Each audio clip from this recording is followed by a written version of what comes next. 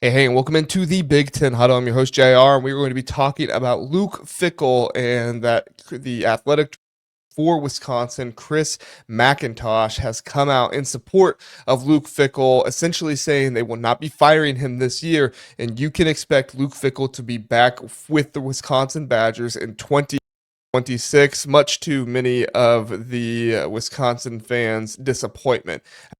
Time. We are the Big Ten Huddle, brought to you by FanDuel. Subscribe, 5-star rating on podcasts. We don't ask you guys to do that stuff very often because we don't like how it interrupts the show, but we do want to ask that you do that. Tell a friend, help the show grow. We really appreciate it. I have the official statement from Chris McIntosh here next to me. If you're watching on YouTube, if you're listening on podcasts, I'm not going to read the entire thing, but if you would like to go read the entire thing, it's from Zach Heilprin. Zach is C-A-C-H, and then Heilprin is Heilprin there on Twitter. He is the sports director for a Madison, Wisconsin radio station, it looks like. And so you can find the official statement from him or just search Fickell on Twitter and you'll find it pretty easily at this point. So a couple quotes from this I want to read and then we'll get into it. The one quote here at the end of the second paragraph is Chris McIntosh says, "Coach Fickell sees the potential in what this team can be, and so do I, and he shares the same disappointment and frustration." So a lot of this is kind of what we were getting at in the last episode. There's a lot of hope. There is a lot of, what the potential is for this team. Culture has been a big thing, and people seem to appreciate that about Luke Fickell's program right now, is the culture of the program. And so that's not surprising for Chris McIntosh to talk about that here in the statement. The big part of this statement that we want to read is here at the end of the third paragraph, and I'm just going to go ahead and read this about half of the paragraph here, and then we'll get into it. So I'm reading directly from the report. It says, "As a department, we must provide our coaches the tools necessary to succeed. That means more athletics funded into infrastructure, staffing, and most importantly, student athlete recruiting and retention. In this new era of collegiate athletics, the clear reality is that high expectations must be matched with an equal level of support. The results of this elevated may not be immediate, but we are confident that the impact will be positive and long term." So that's them saying that we have not been giving enough financial support for the expectations that we have, which is not incorrect. Luke Fickell is one of the higher paid head coaches in the Big Ten. He's top half. He's not like top 5 in the Big Ten, but he's top half in the Big Ten. The current assistant coaching salary pool is about mid in the Big Ten. So if you're expecting your team to be in the top half of the Big Ten, if you're expecting them to be a top 5 team in the Big Ten, you could be top half with that kind of stuff if things go right. But you also are open yourself up for some risks of hiring maybe a coordinator or two that you're not happy with. And obviously we've seen that the coordinators that Luke Fickell have hired for the offense have not been great, although I do think Jeff Grimes does get a little bit of a bad rap sometimes, but still 2 shutouts back-to-back weeks is not something that you can really defend all that well for an offensive coordinator. So I do think it's interesting that they're getting to the financial stuff, and I do think the financial stuff is a big deal that they need to get to, because if you look back at Luke Fickell's tenure when he was at Cincinnati, they went 4-8 his very first season. I think a lot of people forget that that was not a good situation when he first got there. And then after that, he followed it up with 11 wins, 11-3, 9-1 in the COVID era, and then right after that, 13-1, going to the playoffs where they lost in the Cotton Bowl to, I Bleav, Alabama in 2021, and then followed that up in 2022 with 9-3 before he got hired at Wisconsin. And Wisconsin, he started 7-6, 5-7, now 2-5 on the year, and it looks slowly declining, something you never want to see for your head coach. It's not uncommon for head coaches to get 3 years. It's definitely not uncommon for a head coach to get fired after firing the offensive coordinator or something like that, which happened with Luke Fickell last year. So it's hard to try and get through like some of the reasons to keep Luke Fickell here, but I do think that more investment in the program and the coaches and everything else is going to certainly help things here. Because if you look at Luke Fickell's tenure at Cincinnati, I think a lot of people will just say, well, it was before NIL, and Luke Fickell was good before NIL. I don't think that was necessarily the only thing about it. Is it a factor? Sure. I think it's part of what's going on, but I don't think it's the only thing that's going on here, because I do think Luke Fickell an elite coaching staff at Cincinnati. Whether he found that himself or whatever it was, he had an elite coaching staff at Cincinnati. Offensive side of the ball, you remember he had Marcus Freeman there. I Bleav he left before they made the playoffs, if I'm not mistaken. But you did have Mike Tressel there as well, and Mike Tressel came with him over to Wisconsin.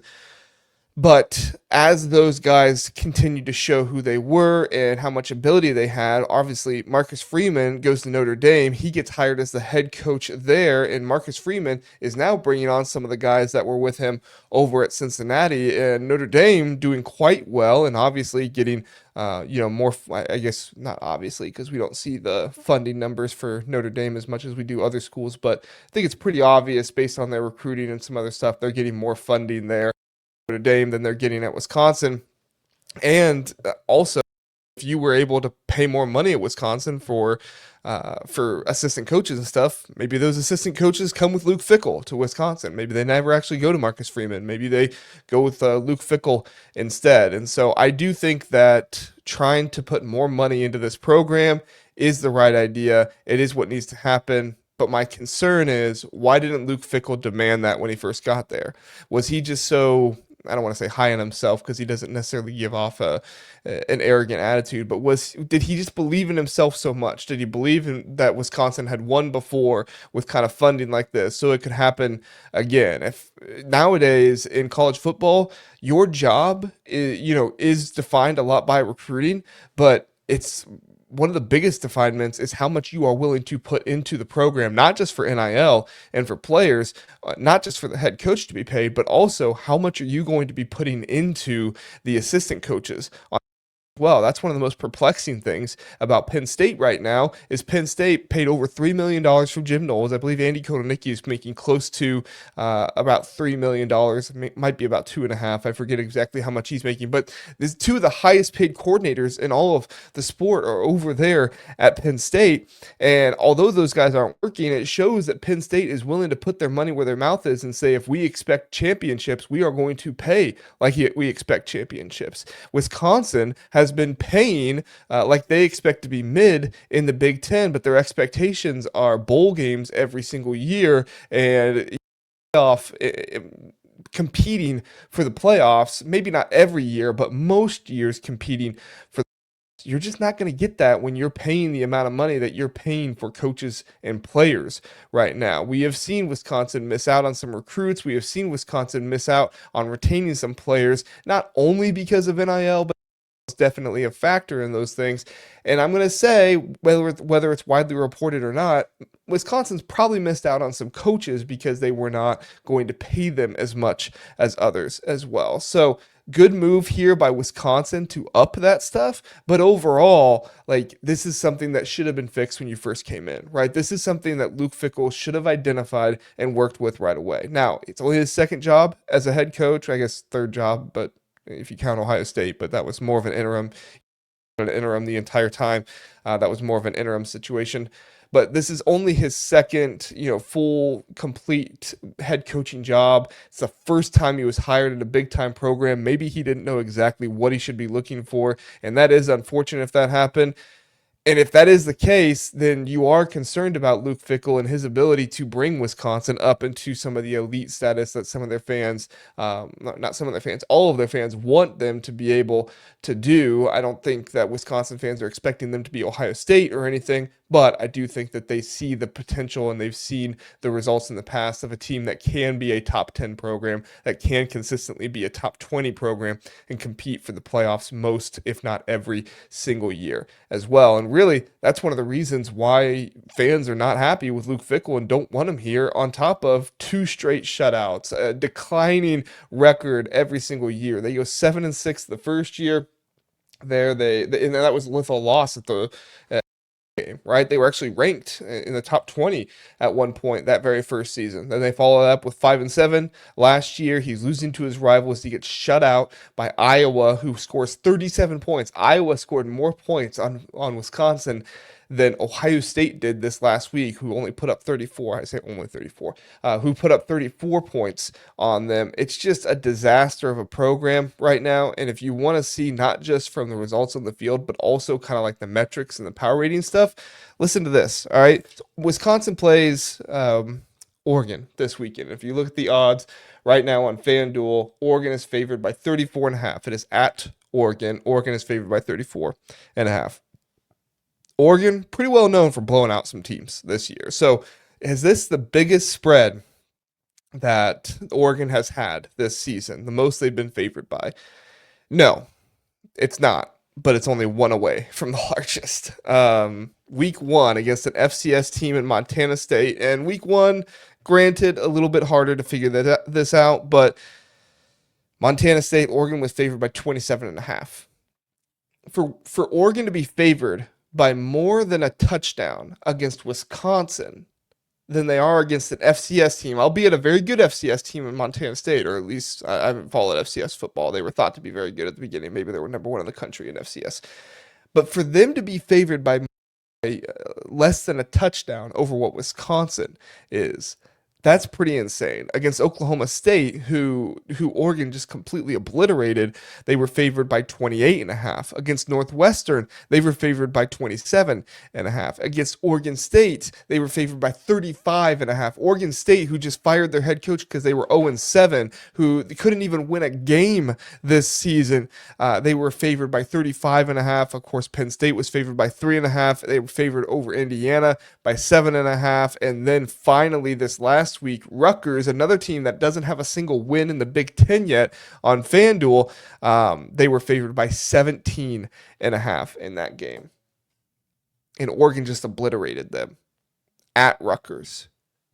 That spread is double in this game of Oregon and Wisconsin. Look, I'm a Luke Fickell fan. I'm not gonna lie to you guys. Okay, I'm a Luke Fickell fan. I think Luke Fickell is a good coach, but at the same time, Luke Fickell also should have fought for more money if he was going to take this job, number 1. Number 2, I do think that there needs to be some adjustment from the administration, as they're doing here, to pay more money, because what's happening right Wisconsin is not only do they not have the best coaches in the Big Ten, or at least, top tier coaches in the Big Ten, but they are suffering tons and tons of injuries right now. And I think that whenever you bring up the injuries, people wanted to say they don't want to hear that. And I get that. But at the same time, when you're not paying top dollar in NIL, when you're not paying top dollar for assistant coaches, and you have injuries happen, and I get it, Penn State's not won a single Big Ten game either, and they paid their coaches a whole bunch. It just increases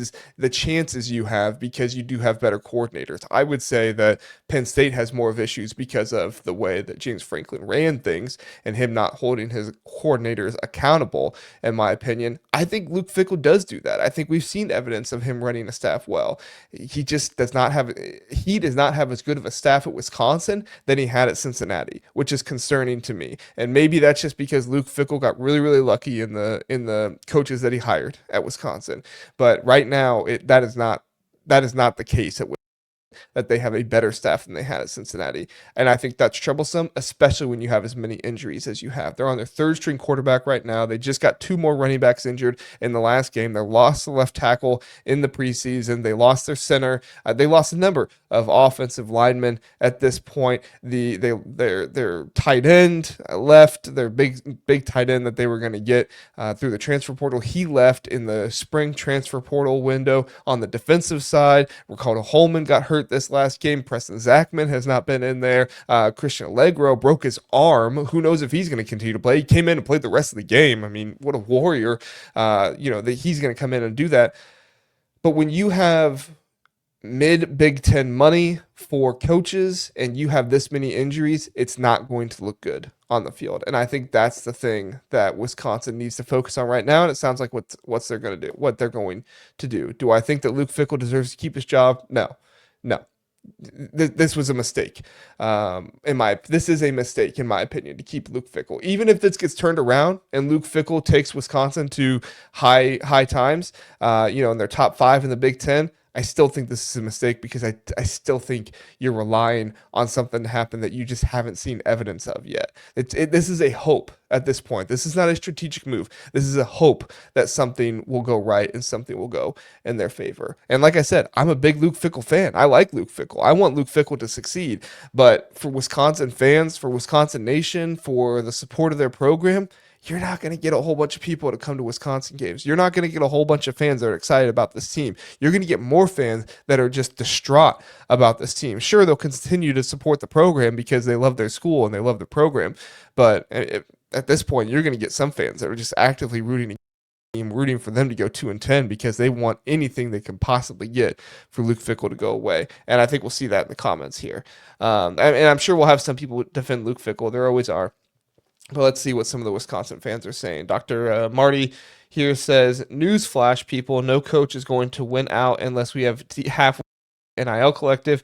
Yeah, Fickell has been bad, but he's had no financial support whatsoever. Mac needs to get his stuff figured out. And I think that's what the big focus is going to be from the fans is NIL, NIL, NIL. And yes, NIL is important, but you also need to get better coaches in there as well. And I'm not trying to disparage Jeff Grimes and Mike Tressel. Don't hear me say that. But when injuries happen, coaches are the ones who figure out how to fill those holes. Yes, the players have to fill them as well. But in this era of college football, I just don't think you're going to be able to line, you're too deep with super talented players that are going to be able to come in at an instant. You have coaching to get them there. And right now you have to develop these young Luke Fickell has on the team as well. And you have good players coming in, right? Not only is it in-game coaching, is it putting the players in the right spot, but it's also putting them in a good development mindset, number one, and then giving them the opportunities to develop weight room practices, how things are run, all that stuff. I believe Luke Fickell can do it. I just don't know if he has the support financially to get the coaches that needed to be done. David said they took a program that worked for 25 years, a hard-nosed run style with massive athletic offensive linemen and plus defense-oriented system, and decided to try and get ESPN highlight reels instead. As an alumni, I don't recognize this team or culture anymore. I mean, they are trying to go back to some of the hard-nosed run style stuff now, right? It's just how good can your offensive line be when they're all hurt? I mean, you're dealing with a ton of injuries right now, and yes, some teams are still able to come in with injured guys and still play well, but I think sometimes that stuff gets overplayed a little bit as well. It's like, oh well, we just aren't the team that we were. We don't have the DNA of what we were. Yes, that is something that needs to be brought up. But I also think if you're going to bring that up, you have to bring up the injuries and how much that's impacting things as well. And recruiting helps with that. What kind of players are you recruiting? What kind of players are you bringing in? All that stuff is decision making that needs to be done by Luke Fickell. And so David is partially right here. I just think that there's a little bit more to the conversation. Maybe I wouldn't say he's partially right. I think he has part of the conversation here. I just think there's a little bit more to it. I don't think David is wrong.